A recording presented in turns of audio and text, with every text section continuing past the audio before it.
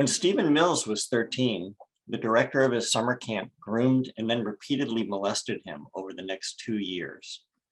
Chosen is the story of how his abuse at the hands of this trusted and charismatic community leader resulted in a life careening out of control through drug abuse, petty crime, terrifying nightmares, and thoughts of suicide.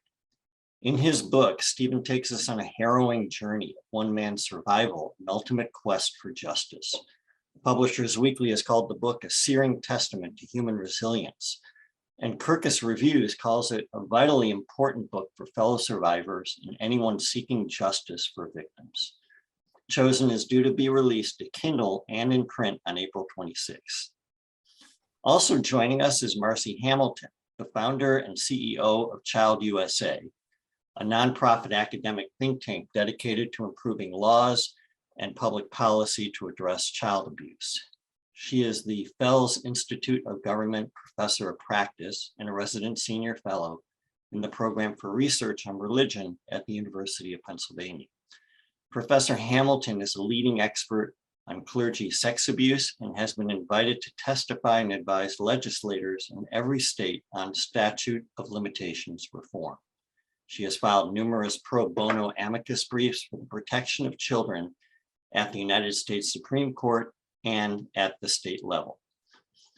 I would like to introduce our panelists from Male Survivor Board of Directors, Dr. Murray Shane, who is president of Male Survivor, and board members Nathan Lasheen and Ken Stockton.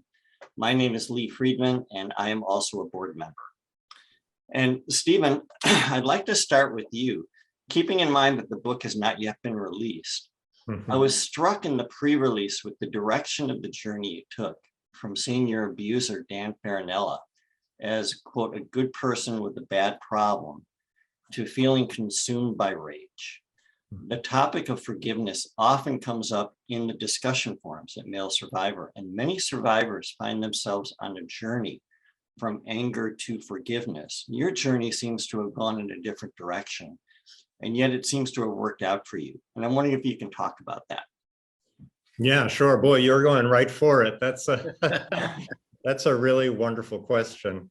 If forgiveness is a real challenging one, and I would say that, you know, my journey has spanned several decades, and so it began very deep in trauma, dissociation, you know, when I was a teenager, complete dissociation from what had happened, which in retrospect enabled me literally to survive, because I think, you know, for many of us, I know for many other men I've spoken with, if your body and your mind fully experienced what had happened, you probably wouldn't make it. So we wall ourselves off from this earthquake. The earthquake caught up to me. I mean, I had certain coping strategies. I'd say the main one was being an A+ student. I mean, I hung my entire existence on being an overachiever in school. And I was still super depressed, but functional. Then in my early 20s, through some sort of dramatic developments that you'll read about in the book, I discovered that my abuser, this was a decade after he had abused me for 2 years, was still abusing boys in another state. And that blew the lid off of my denial mechanisms. I was suddenly unable to, the old coping strategies just did not work anymore because it was right in my face. I could no longer, I had to accept I had not been the only one, which had been my delusion, and I was not alone in that. Most of the men I've since spoken to of his victims thought they were the only one. And then my life, as you put it at the top, careened out of control. I went through this 4-year period of a complete unraveling that sort of culminated in a physical mental breakdown. And coming out of that, just through a really random series of events that got me, thank God, into psychotherapy, which in itself became another leg of the journey. But at that point, I wasn't too far into therapy before all this rage came out of me. And I would say that the rage was a very dominant emotion for many, many years. And looking back, I think it's one of the main reasons I was unable to write the story for so long, because I was governed by rage. And, you know, when you're governed by rage, one of the things that stops you from doing is uncovering the initial bond with the abuser, because behind every case of abuse, there is this an emotional bond that was based in trust, right? Before the betrayal, there was trust. And getting to that trust took me a long time to uncover that and to feel it and to acknowledge, oh yeah, I looked up to this guy. I trusted this guy. I loved this guy. He was a father figure. I worshiped him. You know, a lot of men I know are still stuck in that phase. They can't figure out, you know, they can't hold these two ideas in their head, that as a kid, they had this father worship thing going on and the rage at what he did to them. I don't want to say much more than that, except to get to the forgiveness part. You know, I'm a big believer that to forgive someone, you have to know what happened to you. And all I can say is I've spent the better part of 35 years and just wrote a 350-page book. And I'm still not, you know, completely, totally clear on the emotional, psychic fallout of all that happened. And every time I get close to forgiveness, or I feel an impulse, this is a little less these days after the book, but in previous years, all I can say is when I had an impulse to forgive, it was usually a sign that there was another layer of pain that I hadn't uncovered. And it was my way of trying to bypass confronting that. And almost inevitably, I would realize, oh, there's something here that needs to be felt. And, you know, if I forgive, I'm like, you know, I'm short circuiting what my body is trying to tell me is going on. And so I'm still on that journey. And I just want to say that's just me. Everyone is different. I know people who have found forgiveness. I totally respect it. This is just, you know, my story and where I'm at with it. Yeah. Do you think that there is anything that Dan could have said to you that would have brought you to a more genuine forgiveness instead of a forgiveness feeling that turned out to just be a layer of hiding more anger? Was there anything that he could have said, especially at that point where you confronted him the first time and told him to stop? Right. Well, yeah. I mean, when you read the book, you'll see I had two confrontations with him. One was in the late 70s, one was in the late 80s. And you know, one of the things, the answer is no. And the answer is no for a couple of reasons. One is it took me after that, and I'll say a couple things about it, but after that 1980s confrontation, which I tape recorded, and it's 40 minutes long, and it's excerpted in abridged form in the book. I got off that call and realized that I'm not dealing with a normal human being here. There are pathologies at work that are way beyond me. I mean, someone like Murray Shane may be able to shed light on that because this is what he studies, right? I mean, the psychopathology of predators. But to me, it was, whoa, here is a guy who is just a master manipulator who is expert at, he was playing the short con, the long con. He believed all his bullshit. He believed he was a wonderful, loving father figure to boys. I don't doubt he believed it. Yeah. And so when you're dealing with that kind of personality, what could he possibly say? Because he's kind of an A-list actor, what could he say that would sway me? And so I realized that I'm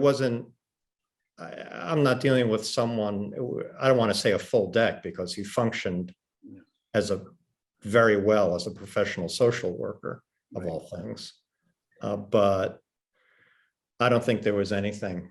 In fact, the second confrontation honestly was pretty terrifying, because I'd never been that close trying to have a conversation with someone who was, I don't know if I should say sociopath or psychopath, but unlike anyone I've ever dealt with before. So I have a question, and I would like to direct it to Marci. And now, Stephen, in your book, one of the dilemmas you faced in trying to hold your predator accountable was locating other victims and seeing if they would be willing to acknowledge having been victims and then join the push to hold this guy accountable. And you had many barriers because these victims didn't want to tell. They would tell you, but they didn't want to tell publicly. So Marci, this is an issue, correct? Non-disclosure is an issue. It is. I mean, it's a very serious fact that 50% of child sex abuse survivors don't come forward until after 50. So age 50 is the median age to come forward as a child sex abuse victim, according to the best science. And so the issue is you don't want someone to come forward unless they're ready, unless they are strong enough, because when you do come forward, it's too easy for family members to lash out, for the institution or its players in the institution to make you feel bad. So what I have, we fight hard to get justice for every survivor in the country, but the Me Too movement did worry me and still does, for the following reason. The encouragement of coming forward publicly, not just a fellow survivor, but publicly. So many people weren't ready then and may not be ready for 20 years. And so my biggest worry in our culture is that we're saying to survivors, hey, you need to come forward. And then when they do, they don't have legal protection and they get hurt in the system. Right. But it is a barrier in terms of holding organizations and predators accountable. Oh, it is. Well, that's what they count on. So it's this silence, it's insidious in many ways when you think about it. It is, but the real answer, in my view, and I know that Stephen is going to be working on this with the book coming out and everything, is getting access to justice for every single victim. Right. And whether it's criminal prosecution or civil lawsuit, what we need to do is level the playing field. We need to empower the victims over and against the entities that hold all the power. Right. I mean, people were deferential to Jeffrey Epstein, of all people. Right. And now some of his cohorts are going to fall and the public's going to see it. But the same was true, Penn State. I mean, with respect to Penn State, I worked on some of those cases. Of course, I worked on a lot of issues. And my mother-in-law last night said, I really do think they did Joe Paterno wrong. Oh, no. Yes. So please don't tell me this. Yeah. Well, the reason I bring that up is because we all live our lives as though we're on a beach. And if you get enough of the sand going into the water, eventually all the sand comes back up and you don't have to look at the bad stuff. Right. And that's what, God bless those in my family who have these views, but we're in a culture where silence was accepted and expected. Now we're in a culture encouraging people to come forward. I want them to be able to come forward armed to go after who hurt them. Right. right. And it takes an incredible amount of courage to come forward. Yeah. And from my perspective, I think telling is compelling, for sure. On the other hand, and Stephen, you were mentioning this, everybody's got a different journey and a different approach, and everybody's healing journey is different, you know. So I don't necessarily expect every survivor to be out there. I really don't expect it. I think it's an unreasonable expectation. And Marci, I agree with you, is we need a better system. We need better policies. We need better laws. We need more cultural and social recognition about this being a pandemic. Yeah. 1 in 6 males before the age of 18, 1 in 4 females before the age of 18. That's probably an underreport, you think? Well, yeah, I'm going to tell you, our social scientists went and did the entire literature search on this. Okay. And what they're saying now is that it was 1 in 4 and 1 in 6, Right. for sure. But the numbers are a little bit better now. About 1 in 5 girls and 1 in 13 boys.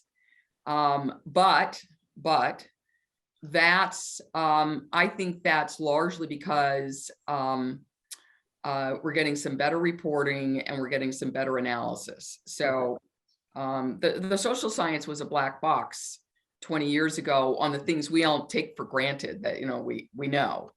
So I think that this is a great time. If you're going to have to be a survivor, this is a great time because so much is coming out at once of knowledge and power and fighting for them. And it's, whether you come forward or not personally, it's a wonderful time to feel empowered and supported, unlike anyone felt 20 years ago. That's true. Murray, we haven't heard from you. You want to chime in here? Hey, Murray, you're on mute. He doesn't want to chime in. I was struck by what Stephen was talking about, his abuser. And one of the things that I feel that what I think most of particularly the serial pedophiles who embed themselves and succeed and so on, and they create lives and careers that, yes, they believe in, but everything psychopaths do, because they lack the one thing that all of us experience and take for granted, which is empathy. They don't really have it. They don't know what it is. They know how it looks. They know how other people respond, and they use that to try to facilitate their own place in the world. And if they have an agenda that includes abuse, that's all part of who they are. And it does. And the more they can create a cloud around them, including having a family and a career, and they will believe it, but they don't believe it in the way that we believe it. They don't really have much concern for these members of people that they're embedded with. And even the people that they're married to or their children often don't see it. Because they have love for this person, but it's never really returned.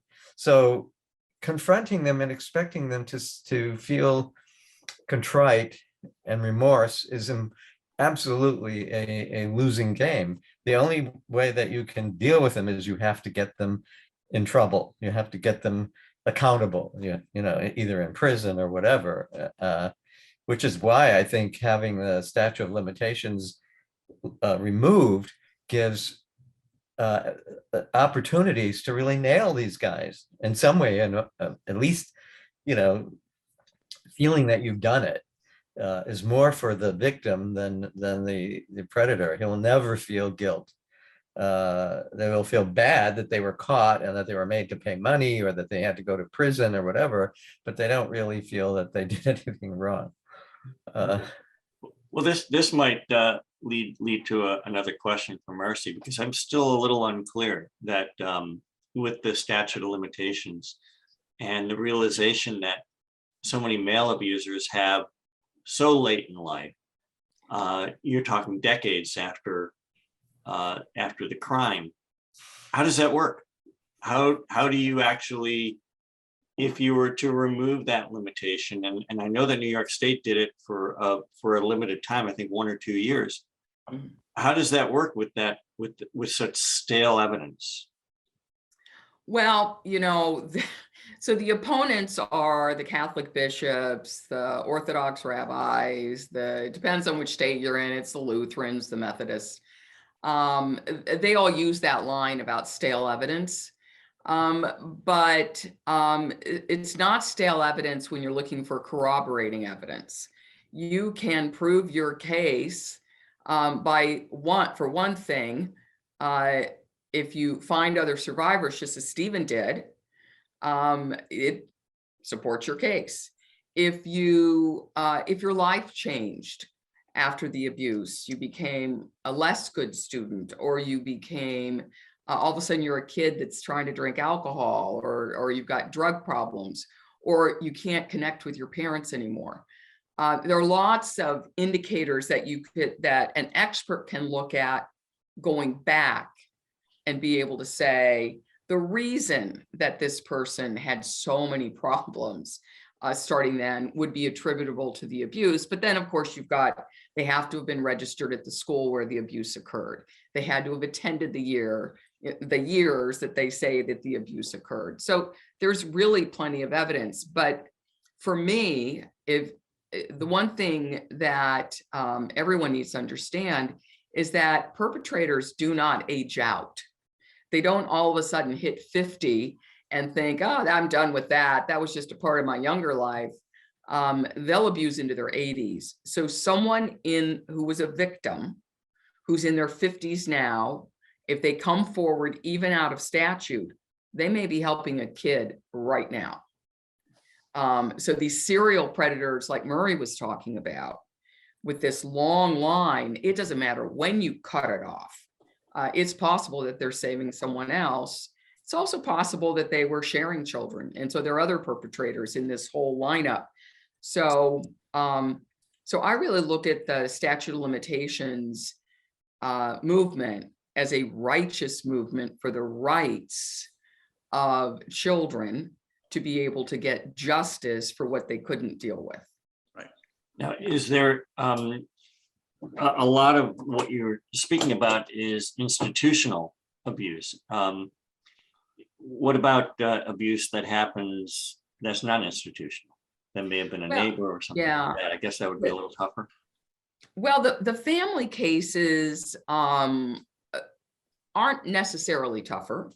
I do think, and we're working on this, we do need to enlist more attorneys that are your ordinary town business attorney, attorneys who understand these cases. And because not everyone in this field who's working with these survivors is in a position or needs to make $1 million client in order to survive. So I really do think we need to expand the crop of lawyers who are available. But with respect to family, it's rough. First of all, the legal system is rough.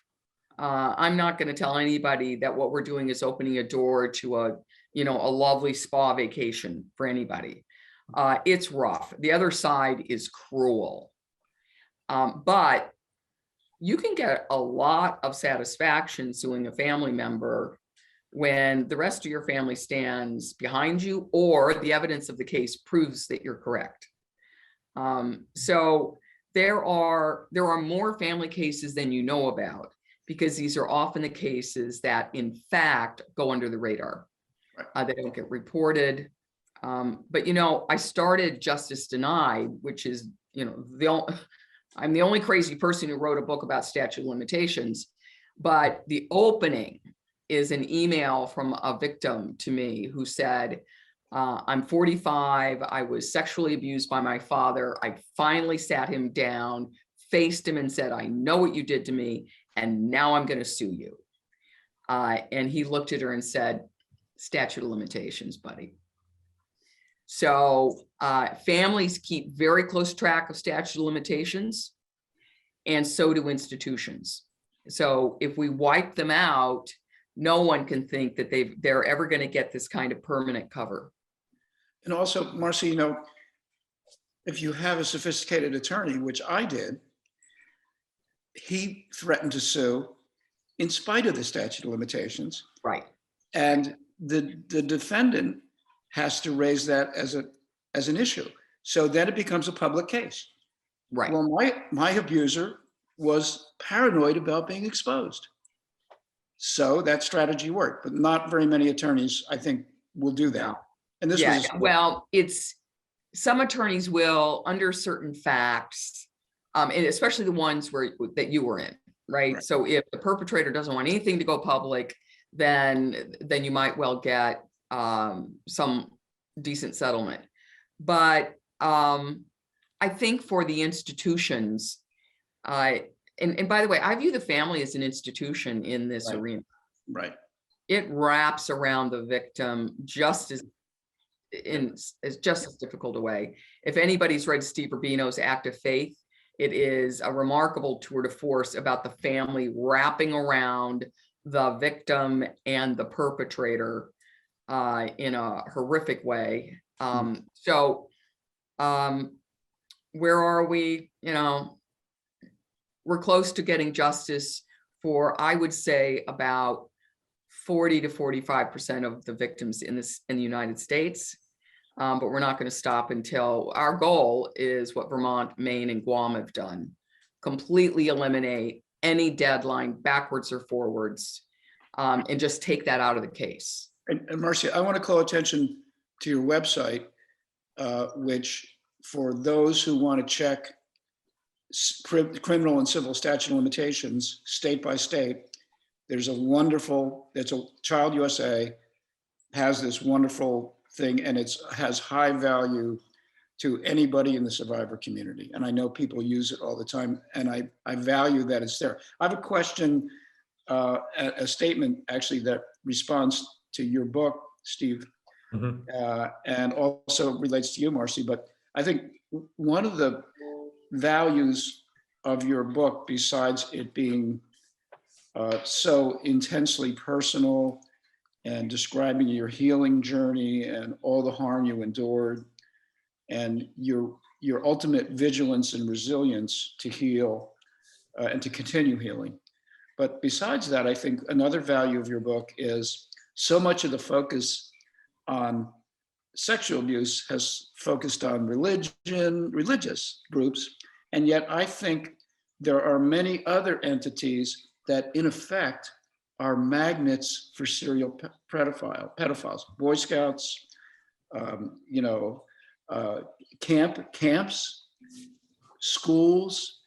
And so I think one of the values for me is to demonstrate that in any institution where people in authority or people who work there have access sort of relatively unsupervised, in some cases with kids, they can be magnets for predators. So I think that's a high value for your book. And I know, Marci, you feel that way because you did a commission on youth sports. Yeah. So thank you both. Yeah, and Ken, what's interesting is two of the first people, when I finished the first draft or second draft of my manuscript, I sent it to a couple of people who grew up near me on Long Island. They both said, my grade school gym teacher was abusing boys. Yep. Right? First two calls. Yep. So, of course, that's random. It's not exactly, it's a very small sample size, but the fact, I totally agree. I think we almost have to assume that X%, fill in the blank, of any profession that has direct access to children is going to be pedophiles. That's sort of, on the last webinar, I can't remember who said it, Ken or Lee or Murray, but that's sort of the constant in the equation. is the that there's always going to be pedophilia. There's always going to be X% of pedophiles drawn to professions involving children, and the variable is what we do about it, how we protect kids. And that's why it's so crucially important to wake people up to the fact that predators are expert at camouflaging themselves in whether it's schools or the Scouts or Jewish summer camping or the Catholic Church, whatever it is. They know exactly how to go about getting up on the pedestal and using the power of that institution, wielding the power of that institution, over everyone else. And that includes every member of the community, who it's just a given that this person is ethical, because why the hell would you have hired him if this person isn't perfectly ethical and safe to entrust our children to? So the very idea that the person who we assume is totally ethical might be a charlatan is just way too much, for the human mind to handle, it seems, unless we start educating people about this fact. And yeah. And so, to me, it's mind-boggling how difficult this issue is. I keep thinking, well, how can we address this? How can we reduce the physical and emotional and sexual abuse of vulnerable people, young people, children? And I do think beyond legal change, it goes beyond policy change. I think we need more social awareness about its prevalence, where it happens, how it happens. And we need parents and families really to be more, they don't have to be paranoid, but I think they need to be more vigilant and understanding. And I think your book and other books by survivors have helped in that realm. I think, Marci, what your organization is doing, the same. Certainly Murray and Male Survivor. Marci, do you have any feedback on that? Oh, 100%. I actually believe, here's my goal, everybody. So if it ever happens, I'm going to retire. What we need is a commercial and the Super Bowl. And the reason we need that is because we need to speak to the people in the seats around the world watching the Super Bowl, just to say, you need to know more. You need to believe that this happens a lot, and you need to understand that that person you trust along with your kid, that's probably not good.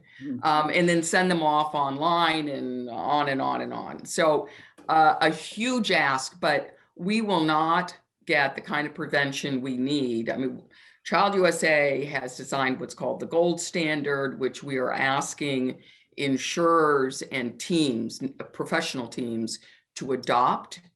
But until we educate the guy on the street who doesn't have any time for any of us eggheads, we're not going to win this game. So and I think that ChildUSA's gold standard, I think, is absolutely brilliant, because what it does is it lays out it's really all about prevention. So what really drives me crazy right now is that you could argue possibly that back in the late 1960s, when I was sexually assaulted, that we didn't know how to identify red flag behaviors, grooming behaviors. We didn't fully understand these methods of grooming, such as one special one-on-one time with a kid, or overnights, or buying a kid gifts, or violating boundaries with physical touching that seems friendly but is inappropriate. But come on, 50 years later, we totally know what these red flag behaviors are. And there's absolutely no excuse that for any institution not to be training employees per ChildUSA's gold standard in how to identify them, report them, get that person away from kids before the abuse happens. It's very uncommon for a kid to be sexually assaulted out of the blue. There's almost always grooming first. And that's the place to stop it. Yeah. It's actually funny. I mean, in a way that I think, which is I have a very odd sense of humor, but it's ironic in the way that we tell parents to trust their instincts. You know, you're going to have a baby. Oh, trust your instincts. You'll raise the kid. It'll all be fine. But then what is it that guides them to say, this is the guy that can be alone with my child in my home, right? It's their instincts. And so we've got to unlearn a bunch of parents that actually, there are a couple things you've got to do that are not instinctual. But if that guy wants to spend a ton of time with your child alone, you've got a problem, not a blessing. Right. And too many parents don't know that. Right. It seems like almost like a lesson that's difficult to learn, even with all the enlightenment that we have now. The Leaving Neverland series on HBO was astonishing in how both mothers of these two boys who were abused totally bought into this situation and basically handed over the keys to their children, to who was essentially a total stranger, even though he might not have seen that way because they see him on TV all the time. But I wanted to ask Stephen, and this sort of goes back to, it sort of ties in this issue of what we know now about strangers with your children and what we knew then, and about the very difficult relationship and conversation that you had with your mother, with the issues that were unresolved for quite a while, when you revealed to her the truth of your experience with Dan. And she said in anguish, I hope you can forgive us. And you said back to her, you were not ready to do that. When you look back on that, and eventually you did mend that relationship, it sounds like, but when you look back on that, how much do you attribute to really her fault on that one versus as far as like the social norms?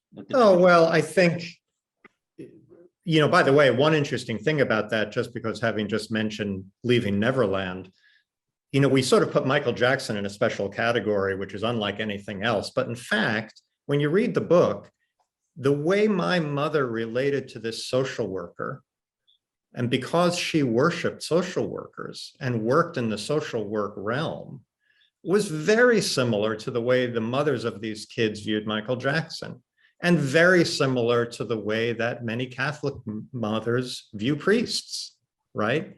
There's this unconditional sense of trust. So I don't see any difference in that realm. So it's all the, that impulse to trust the person who comes with the authority or the celebrity or whatever it is. But in terms of, looking back now at my mom, I think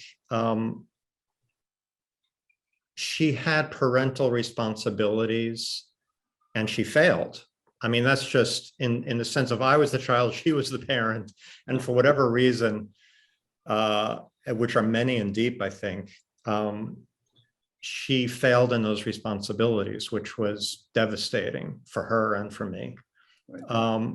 That said, from this vantage point, I do not hold her at fault for many reasons. One is, looking back, we were dealing with a con artist who was so good at infiltrating families that there was just nothing that stopped this guy. I mean, he was abusing kids of his colleagues in the social work profession. Mm-hmm.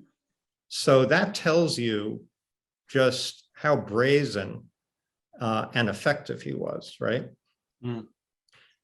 The other thing is, I just, within time, as I grew older, became a parent myself, I just began to appreciate the blinders that we all have, you know, when it comes to, and they may be of different variety, but, you know, my mother, who grew up in grinding poverty, you know, who suffered terrible losses as a kid herself, lost her father very young, both parents were sick. She was carrying a lot of unprocessed baggage from her girlhood. And I just think honestly that she was she didn't have the equipment to handle it. And when I, not just to see through this guy, which I think is, in retrospect, you know, virtually impossible, I think, that anyone would have. I don't know anyone that did. But the, you know, she was really, I'm sorry, I just lost my train of thought there. So Murray, Yeah. we don't want you to be so quiet here tonight, but Well, one of I feel that the importance of the golden rule is that if you don't stop a predator embedded in an organization, a system, he will continue not only to abuse, but to empower himself more and more, and rise to, you know, like William Ayres did, to the leadership role. So he becomes, you know, practically godlike, and therefore that's a reason you have to stop these guys early, and even if they've already abused because they will continue to use the system and to embellish. The other thing is that Stephen's predator was a psychopath, and as a psychopath, he is very aware of how to seduce, to embed himself in everyone else's trust. And that's why I talked about, we need a drop of paranoia in situations where we accord trust without enough reason. This happens when you're working with someone and it's a colleague, and the colleague is someone whom you trust, who's you feel close to, but in reality, you're not really close to that person. He's a colleague, he's not a close friend, even though there may be overlapping kinds of behaviors and socializations. And the thing is that one is much more ready to give up trust when you're in an institution where there is no trust from the higher up. You know, you're basically, only your colleagues count in your life in an institution, and that's very dangerous, because that's how predators survive. They use that, and so I think prevention and being aware of the red flags, which of course predators know what those red flags are, so they're even more careful. You know, the more we become aware, they're also reading the same stuff, and they're learning how to get around that. So it's important to know that you cannot count on there being any remorse or guilt at all. That's why they can abuse their best friend. They can abuse their own children. You know, there's no empathic core that's going to interrupt that. It's only if they get caught. You know, what you're saying about peers, I think, is incredibly important, Murray, because, you know, my experience in the 1980s, when I was trying to get this guy stopped, I went to a lot of his social work colleagues, and almost to a person, they were so blind to, I mean, they were so deeply invested in him as this heroic social worker, and Right. so they were so imprisoned by their belief in him, in social work, in who they were in relation to him, that it was almost, you could see the cognitive dissonance, you know, that if they were to turn on this person, it meant pulling down the whole edifice, of their career. Right. And because a lot of them considered him a mentor. It's amazing So- because it does sound like what you were talking about with your mom. Yeah, you that's know, right. With being in thrall of this So, person. and by the way, I remember what I was going to say about her, and it relates to them, which was, she really didn't, all I really wanted from her was to sort of be with me, either in a therapy setting or non-therapy setting, but just look at what had happened and sort of walk back what she'd been thinking, what she'd been feeling, so I could gain some insight into what had happened. And she wasn't capable of doing that. It took me a long time to accept that she wasn't capable for her own reasons of her own emotional makeup. But the same thing with the social workers. Not a one of them volunteered to help me. And this is when you had a predator still abusing kids in state number 6, right? Mhm. I mean, that speaks volumes about peer pressure in the helping professions, Would you say that you could have considered your mother just another victim? Absolutely. I know, I relate to this, because I feel that really happened with my mother, that she was schmoozed. This guy was really good at schmoozing. Yeah, And- absolutely. I mean, there are concentric circles of victimhood, right? Mhm. And the mothers inhabit a whole realm of victimhood and suffering. And, I'm in a group of male survivors, mostly abused by priests, and I've been in other groups, and especially I see it in the church, especially that the mothers, oh my God, the pain at what had happened and the betrayal, their victimization by the church and repeated victimization. There's the act itself, and then there's the victimization later if when justice is not served, and it's bad. I mean, Stephen, it seems to me just listening to you that coming to terms with your mother was just so important to you, and being able to accept all of that. And the issue of forgiveness, I hear you, forgiveness of the perp, whatever. But there are so many people who don't tell anybody about the abuse until their parents pass away, Right. because they don't want to hurt them. And that's it's tragic. And so that's why 50% of those who come forward don't come forward till after 50. They don't want to hurt the people they think they let down when they were kids. So, Stephen, God bless you. Well, thanks, Marci. I do think it's for family. I reached some point where I realized that we were all entangled consciously or unconsciously in this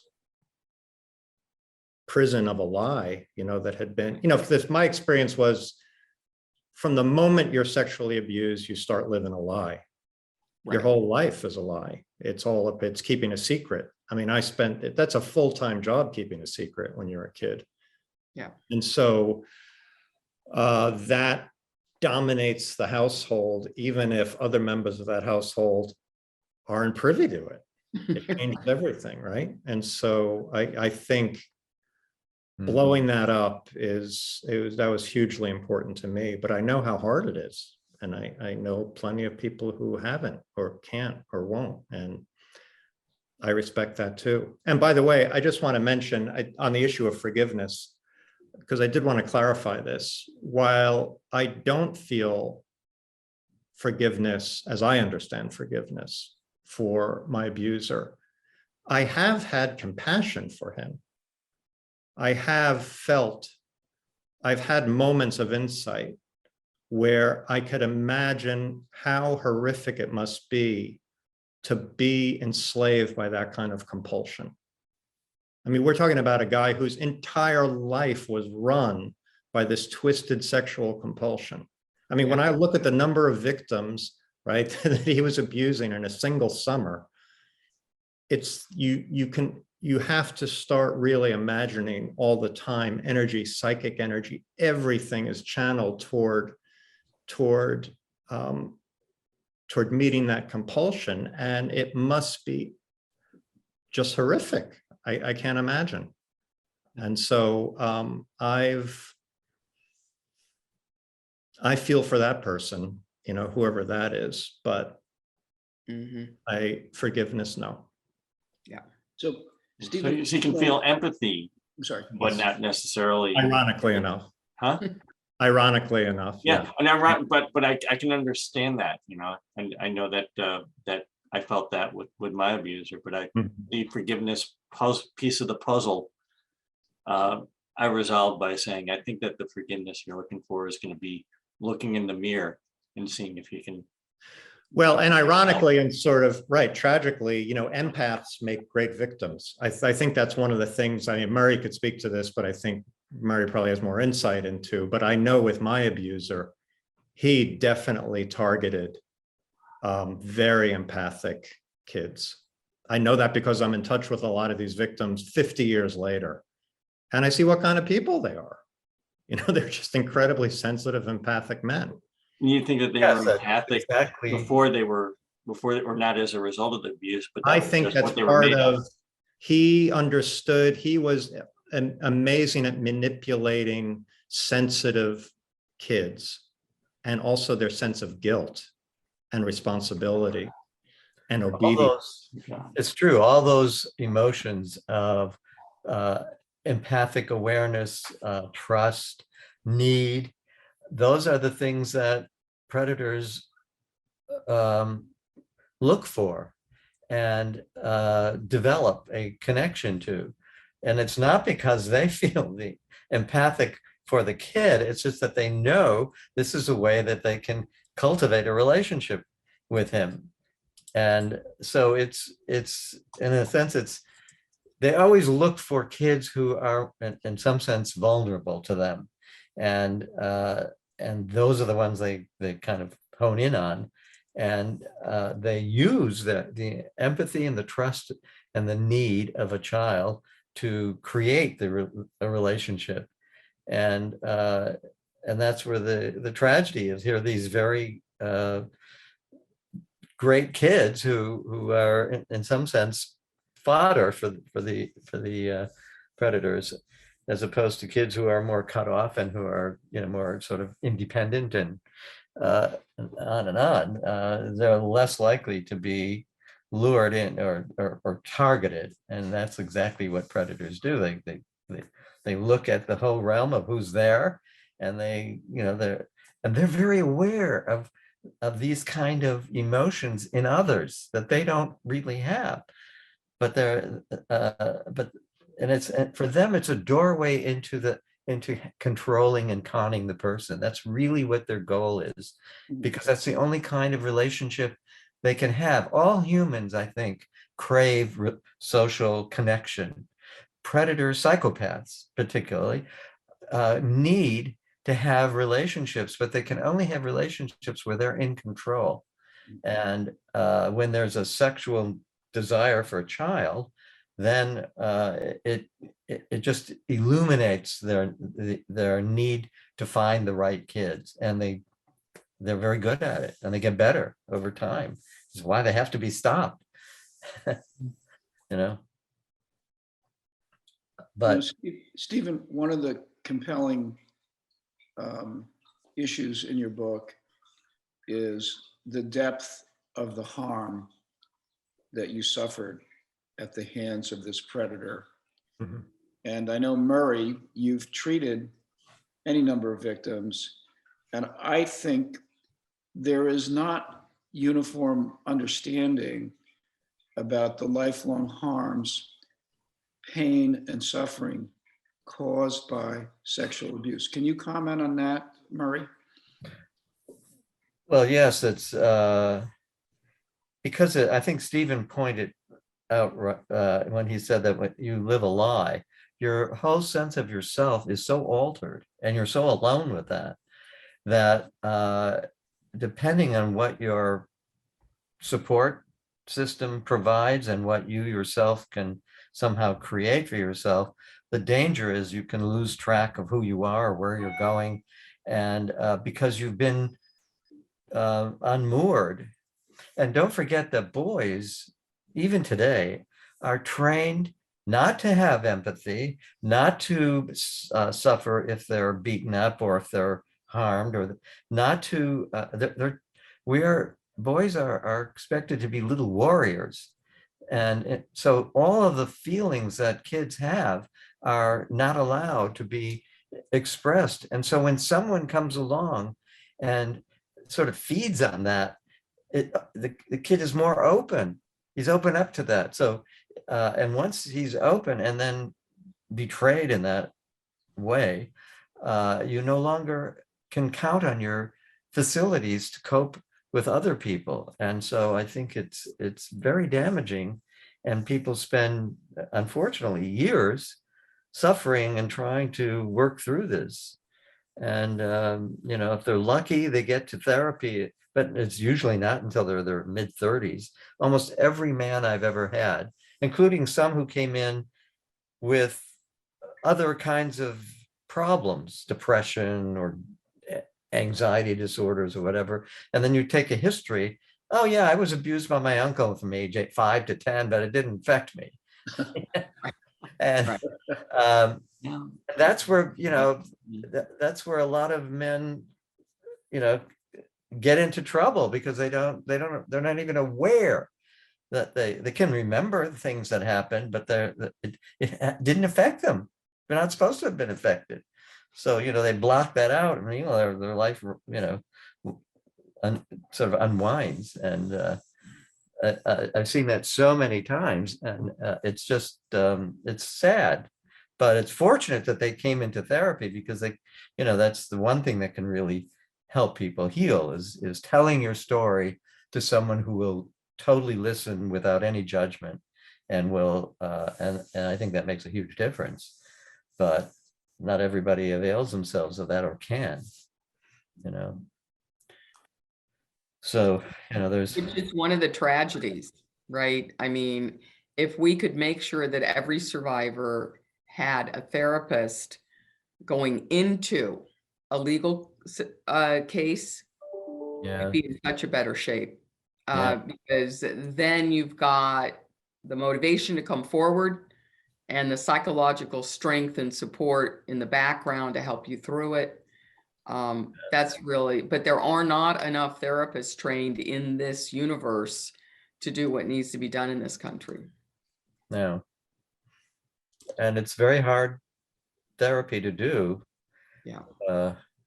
Because it's really painful listening to this. Yeah. Everyone has everyone's journey is so different. I was abused when I was 7, a few times. I tried to tell my parents. The problem I had was that my mother, I didn't have the words. I didn't have the language. I was so young. I didn't know exactly how to describe it. And I think when my mother heard some concern in my voice, she just didn't want to know. My father so idealized me all through my life that he wouldn't have heard it at all. He would have shut it down. So, I just bottled it up. And actually I never dealt with it. I mean, I tried to deal with it in therapy early on, this would have been in the 60s, when I went to therapy and I told my therapist about my abuse. And he basically said, that doesn't count for anything. That boys aren't bothered by that. And Unbelievable. It's a very common response in those days. And he was much more interested in my father's idealization of me than this thing that happened. So of course I couldn't see it as abuse either. I mean, it was like, I don't know what happened, but and I didn't get into therapy. I really didn't deal with it until after my parents were dead. Yeah. I mean, I didn't think that, but I realized that that's probably why it took so long.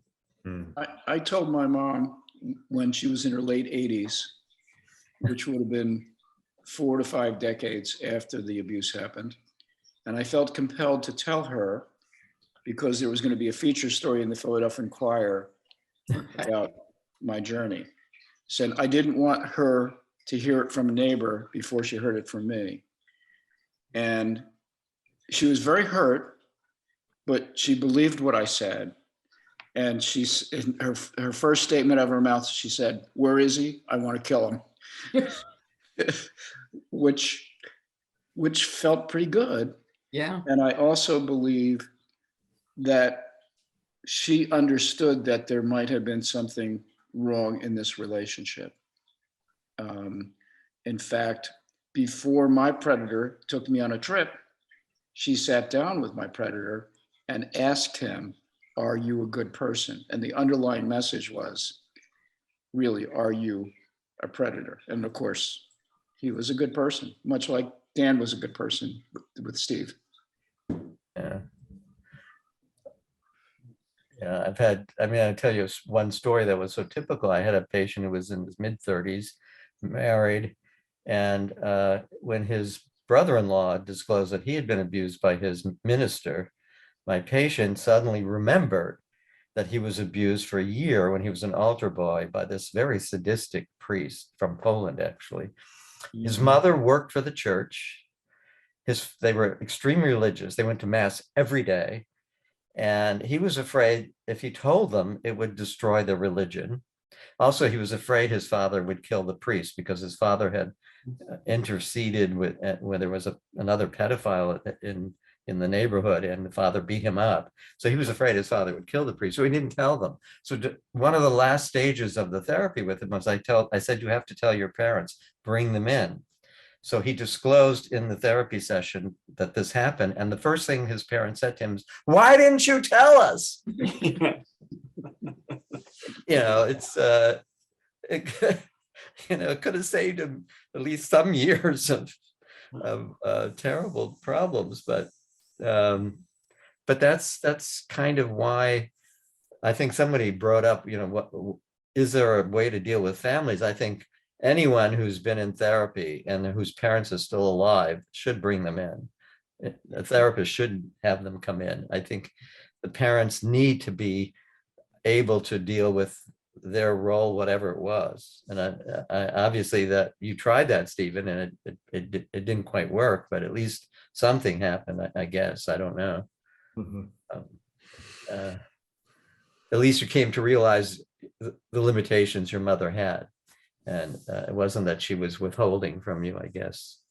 But I don't know how you process. No, we've all got our limitations, we're all human. And you really, in retrospect, when you look at the arc of damage done by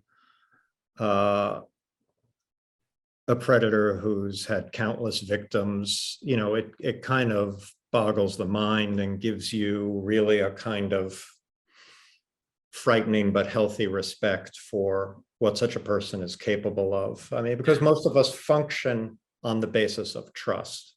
Otherwise, society doesn't work, right? And it's a good thing. You want to be able to trust. Right. But, when you really get burned, and you see how much devastation is wrought by a single person, emotionally, psychically, that's. But the one in the picture who does not have the capacity to fight it off, to understand it's bad, to even put it in context, to know what happened, is the child. Yeah, and that's why I agree. We need to do a 180 in terms of parental education and waking people up to, if you cannot be entrusting your kid to any camp, athletic group, church group, whatever, if there are no guardrails in place. That's right. It's just, you would never do that anywhere else. And yet people do it all the time. So, yeah. Well, kids don't have the psychological development. They're not fully developed in their brains until age 25. And so we refer to it as youth up to age 25 because you don't have the executive function to be able to put it into context. A 16-year-old cannot put it into context when an adult is on the other side, and an adult has so much more life experience. So, we talk about children being radically vulnerable, and that's why they deserve civil rights. Mhm. And one of the things the United States must do is ratify the Convention for the Rights of the Child.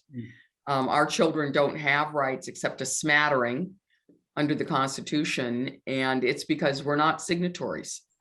And that's got to change. That's part of the problem here. They're just not, these aren't real persons we're talking about, these kids.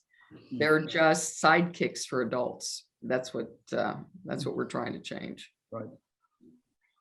It's been a slow growth. I mean, in centuries past, children were considered property and no different than they were just little people.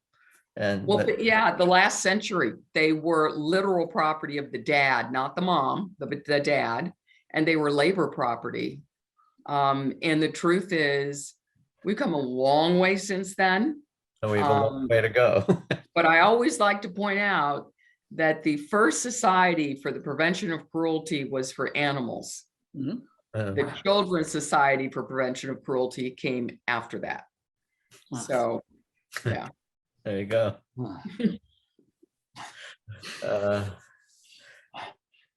It's partly because we want to preserve the idea that childhood is a magical, isolated moment, and so you don't want to consider that kids could get into trouble, that they have vulnerabilities that could be really disastrous. We think of them as as pure and untouchable, and so we want to think of them that way. And unfortunately, that leaves them in bad shape. Yeah, in so many contexts, whether it's sports or it's at a camp or it's in religious settings, kids just don't have a chance unless we figure out the systems that put the adult through the ringer. And that's what would be. So that's going to take a while, but everybody on this call, everybody at this webinar wants to see a change. So it gives me hope. Well, folks, I think we should probably wind it down. We've been going for about an hour and 10 minutes almost. And I'm wondering if I'd like to give everybody a chance to make some closing statements. And maybe we'll start with Stephen.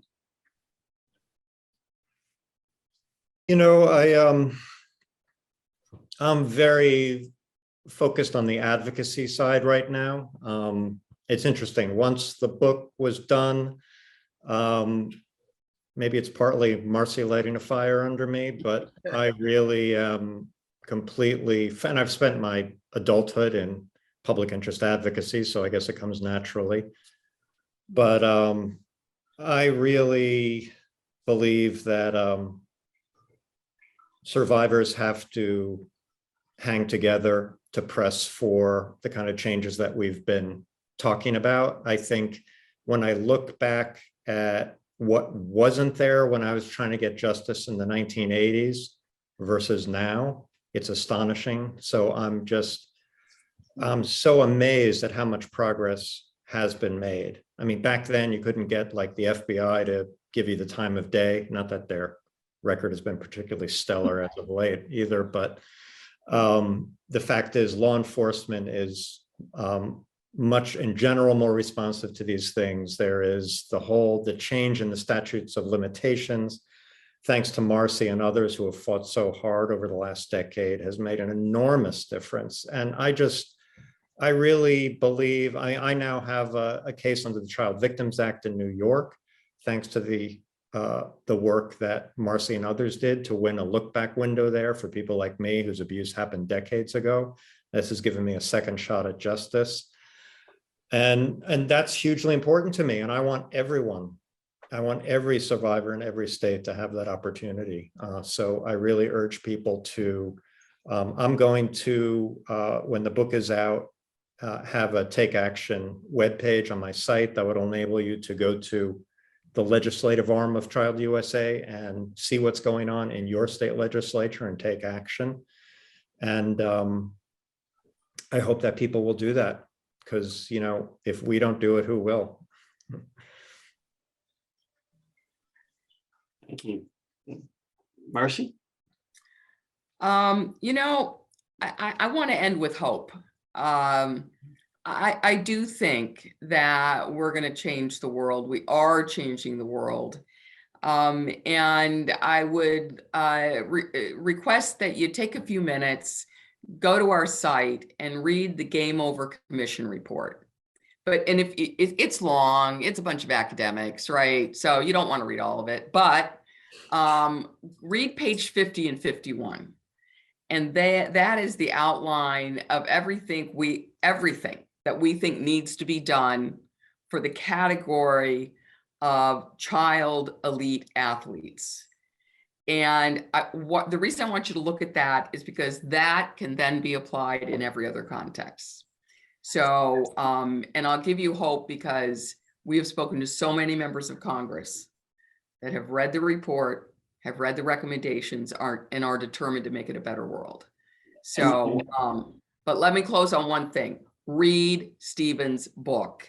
It is so beautifully written. It's a literary treat as well as a beautifully told story. So, Stephen, you hit a home run. He keeps telling me not to say that, but I'm going to say it. I never second guess you. And the link that you mentioned on ChildUSA, that was, where would that be? Just go to the homepage, Okay. and the Game Over Commission is on the page. So let me, and let us know if you can't find it, because it's under, if you go into child sex abuse in the initiatives, go the back door, and it's in that initiative, but do the search function, Game Over Commission. Right. And, Game over. Okay. Yeah. And do Lee, a I don't know search. if you, We'll if try you to could get give that a link posted. to my website, people can find, there's also ChildUSA's Gold Standard is there. There's a terrific resources page. Okay. So that's stephenmillsauthor.com. Great. Terrific. And I just want to thank both of you, Marci, for all that you've done since I've been involved with Male Survivor, and just keep doing, and you, Stephen, for writing a book that I think is not only well written but it's also so revealing and so instructive and so heartening to have gone through your own journey and see where you are now and how you've arrived there. And it's a wonderful opportunity for everyone, and I'm so glad that both of you are here. Thank you. So I would just restate my ongoing mantra, which is telling is compelling. And we've spent tonight's webinar telling.